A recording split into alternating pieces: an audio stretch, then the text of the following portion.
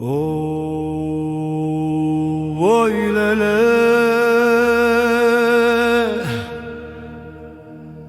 ev strane ji şadiye, ji kader o ji firqete.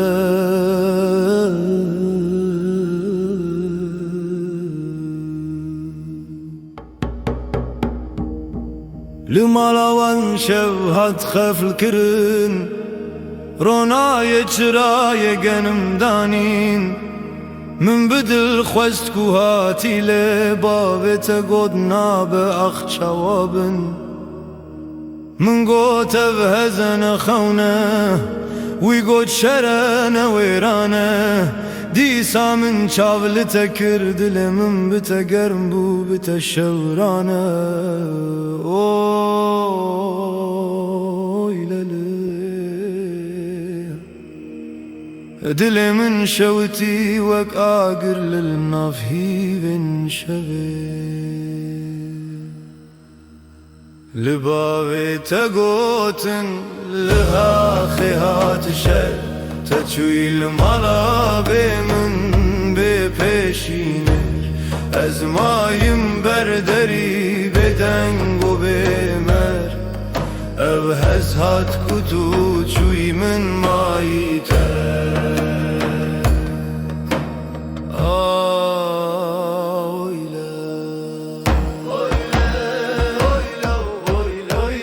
Qesê şevê li qada wan çû, def û zirnayê banê dikir. Ez ji dûr şev li te dîtim, li ser serê mêrê din bi dest girin. Dilê min wek şemsê tarî bû, perçemen bi xem xistî. Dengê te çû berderiyê wan, lê min mayî li nav dengê giriyê.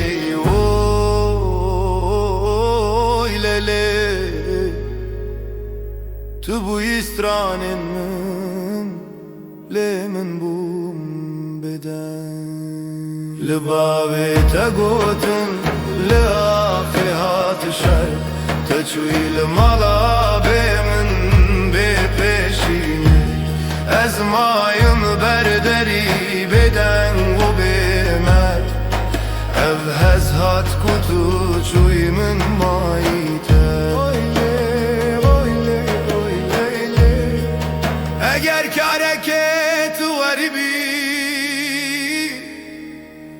az jî werim bê qeder.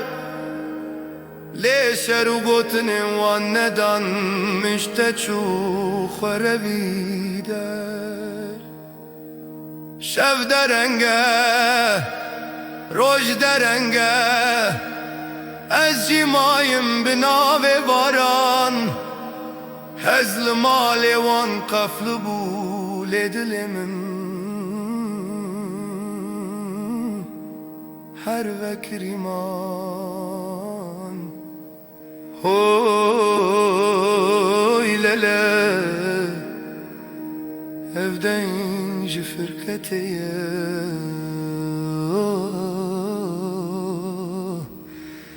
Oh.